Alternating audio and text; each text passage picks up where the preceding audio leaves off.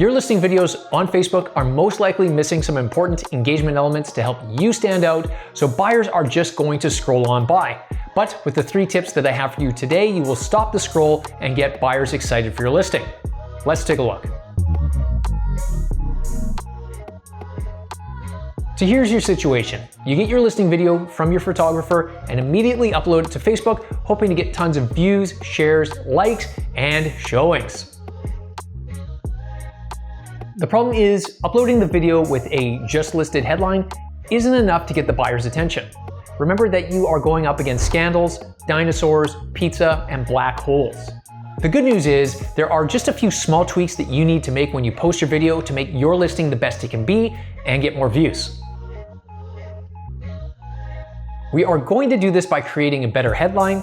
We are going to use a thumbnail image at the start of the video, and we are going to use a message that speaks to a specific audience. Let's take a look. One major issue with Facebook posts are the headlines. If you want to get the buyer's attention, you need to be creative and use something that will get them thinking.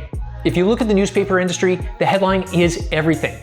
If they are going to get anyone to buy, they need something juicy here to draw them in. The headlines are always printed in a massive font compared to the body of the article, and if you look at something like the National Enquirer that always has insane stories, well, their headlines are even crazier just to draw people in. 80% of your creative writing time should be spent on your headline. And if you look at Facebook posts, almost every single listing that I see, the headline is just listed, which, don't get me wrong, this is important information, but if you want to get the buyer's attention, you need to dig a little deeper. When you write a headline, you need to create curiosity. Your listing isn't a typical house, so tell them why. So for example, if you have a stunning kitchen, your headline could be, "This feature is going to drive your chef friends crazy." If your listing has an amazing backyard, your headline could be, "Is this the best landscaping in Sage Creek?" Or if your listing backs onto a yard or a lake, your headline could be, "Can you live without this view?" All of these headlines are designed to open loops that buyers will want to close. They will have that need to find out if what you said is true. This is a great way to hint at some of your listing's best features. All of a sudden, your posts have a little intrigue and you're adding emotion, which is way better than 4 beds and 4 baths, which is dry and boring. One of the biggest but easiest mistakes to correct is not using a thumbnail image for your video. If you are unaware, a thumbnail image is a custom image that you can post to show before the start of your video. This will be the first thing that a buyer sees when your video pops up. Unfortunately, if you don't use a custom thumbnail, Facebook will randomly select an image from your video.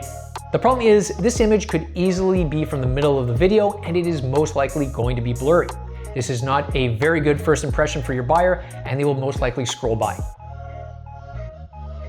The solution here is to use one of your listing's high-resolution photos that is the right size to fill the frame. This way you make the best possible first impression with a beautiful high-resolution photo that is properly saturated.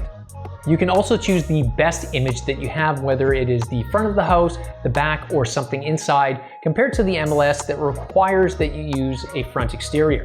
This is where you can create more intrigue. It's so easy to do, and it will have a big impact. The third problem with Facebook posts is that most agents will do a very generalized post that speaks to everyone, which, as we all know, speaks to no one. This is where all agents' Facebook posts look the same with no edge, and it will be scrolled by. If your posts aren't speaking to a specific audience, they will be ignored, so tailor your message to a specific audience. If you want to draw more attention to your listing, you need to know who your audience is and speak to their needs. Is your listing a 2-story home in a new development?